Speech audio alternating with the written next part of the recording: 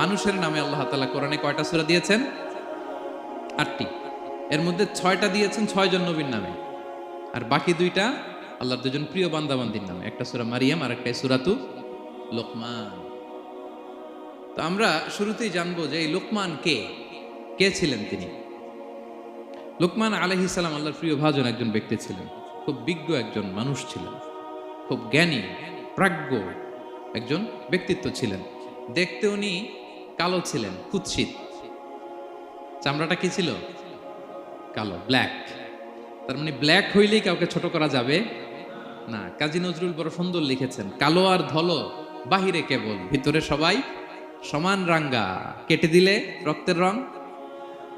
যে কালো রঙের তার রক্ত, যে ধবধবে সাদা তার রক্ত লাল। তাহলে ব্ল্যাক হইলেই কাউকে ছোট করা চলবে না। সাইয়েদনা লুকমান আল হাকিম কুৎসিত বর্ণের একজন মানুষ ছিলেন, খাটো একজন মানুষ ছিলেন। কোথায় থাকতেন? মিশর, সুদান, ইথিওপিয়া, যেটা আগের নাম ছিল হাবাসা, এই রিজিয়নে। কেউ কেউ বলেছেন মিশরের কোন একটা এলাকায়, কেউ সুদান, কেউ ইথিওপিয়া। তো রিজিয়নটা কাছাকাছি। কি করতেন? কোন কোন মুফাসসির বলেন তিনি দর্জি ছিলেন, দর্জি।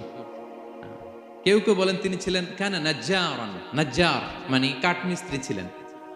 আবার কোন কোন মুফাসসির বলেন তিনি ছিলেন রাইল গানাম, মেষ পালক। বেশিরভাগ তাফসিরে এসেছে তিনি মেষ পালক ছিলেন, ছাগল চড়াতেন, যেটা নবীদের পেশা ছিল, দায়িত্ব ছিল। ওনারা ছাগল চড়াতেন শুরুর দিকে। তো লোকমান হাকিম তিনিও ছাগল চড়াতেন এবং তিনি দাস ছিলেন, মুক্ত জীবন তার ছিল না।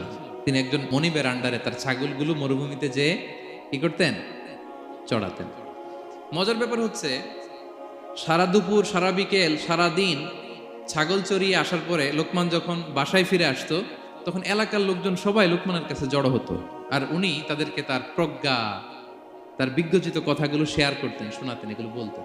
তো এগুলো দেখে লোকমানের মালিক অবাক, কিরে আমার কাছে এলাকার কেউ আসে না, কিন্তু আমার দাস দেখতে কুৎসিত কালো, এই লোকমানের কাছে সবাই এসে ঘিরে থাকে, কি ওর কাছে কি পায়, কি আছে ওর কাছে? তো শ্রোতাদের কয়েকজনকে ডেকে বলল, ঘটনা কি? তোমরা সবাই লোকমান সন্ধ্যাবেলায় ফিরে আসলে তার পাশে জড়ো হও কেন, কি পাও? তো তারা বলল, আপনার দাস লোকমান, এটা সে সাধারণ কোনো মানুষ নয়, সে অসাধারণ মানুষ। সে এমন কথা বলে, এগুলো শুনলে জীবন পাল্টে যায়। সুবহানাল্লাহ বিহামদিহি। মালিক বলে, ঘটনা কি? আমি ওর মালিক, কই কোনোদিন তো এরকম ওর সাথে কোনো কনভারসেশনে যাই নাই, কথা হয় নাই, আমি তো শুনি নাই, দেখি আজকে চেক করে দেখি কি ওর এত বিজ্ঞতা, এত জ্ঞান, এত প্রাজ্ঞতা কিসের, দেখি।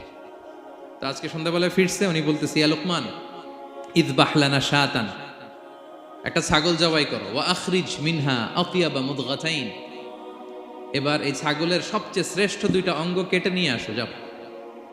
ফাআখরাজাল লিসান ওয়াল কলব, লোকমান যে ছাগল জবাই করে ছাগলের জিহ্বাটা আর কলব, হার্ট, এই 2টা কেটে নিয়ে আসছে, বলছে এই 2টা শ্রেষ্ঠ। বলছে আচ্ছা ঠিক আছে। মালিক আবার বলল, ওয়াযবাহ লানা শাতান উখরা ইয়া লোকমান, যাও আরেকটা জবাই করো, ওয়া আখরিজ মিনহা আখবাসা মুদগাতাইন, এবার সবচেয়ে নিকৃষ্ট 2টা অঙ্গ ছাগলের কেটে নিয়ে আসো, যাও দেখি। ফাআখরাজাল লিসান ওয়াল কলব, সে আরেকটা ছাগল জবাই করে আবার জিহ্বা আর হার্ট, কলব কেটে নিয়ে আসছে, বলছে এই যে এটা সবচেয়ে নিকৃষ্ট।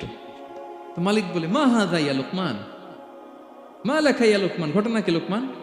শ্রেষ্ঠ 2টা অঙ্গ কাটতে বললাম, জিহ্বার কলিজা হৃদয় কেটে নিয়ে আসলাম, বললাম সবচেয়ে নিকৃষ্ট 2টা অঙ্গ কাটো, আবার জিহ্বার এটা কেটে নিয়ে আসলাম। তো লোকমান বলতেছে, জিহ্বা আর হৃদয় যদি শ্রেষ্ঠ হয়, কলব যদি শ্রেষ্ঠ হয়, এর চেয়ে শ্রেষ্ঠ অঙ্গ আর হতে পারে না। আর জিহ্বা আর কলব যদি খারাপ হয়, মানুষের মুখ আর হৃদয় যদি খারাপ হয়, এর চেয়ে নিকৃষ্ট অঙ্গ আর হতে পারে না। সে তো অবাক, তাই তো? সে চিন্তা করে দেখে, তাই তো, এই মুখ দিয়ে মানুষ ভালো কথা বলে, সত্যের পায়গাম পৌঁছায়, মানুষের কল্যাণের জন্য ডাকে, জিকির করে, তাসবিহ পড়ে, কোরআন তেলাওয়াত করে, তখন তো এই জিহ্বা শ্রেষ্ঠ।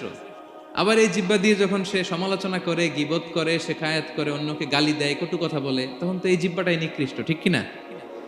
আবার এই হৃদয় দিয়ে, এখানে সিনায় যখন আল্লাহর জিকির বসায়, এই হৃদয় দিয়ে মানুষের কল্যাণের কথা চিন্তা করে, সত্যের কথা চিন্তা করে, তখন তো এটা সবচেয়ে ভালো। আবার এই হৃদয়ে যদি অন্যের ব্যাপারে হিংসা পুষে রাখে, এই হৃদয়ে যদি সে নিজের ব্যাপারে হাই স্টিম, অহংকার পুষে রাখে, তাইলে হৃদয়ের চেয়ে খারাপ অঙ্গার হতে পারে মালিক অবাক হয়ে গেল, বলতেছে তাই তো লোকমান, আসলেই তুমি অনেক প্রাজ্ঞ, অনেক বিজ্ঞ। যাও, তোমাকে আমি আর এই বন্দিত্বের মধ্যে আটকে রাখতে চাই না। তোমাকে আমি এই ভালো কথাগুলো গণমানুষের কাছে পৌঁছে দেওয়ার জন্য আজ থেকে তোমাকে লোকমান আমি আজাদ করে দিলাম। মুক্ত জীবন পেয়ে মুক্ত বিহঙ্গের মতো তিনি উড়ে বেড়াতে লাগলেন, আর মানুষের কাছে তার এই প্রাজ্ঞ বিজ্ঞচিত কথাগুলো তিনি ছড়াতে লাগলেন।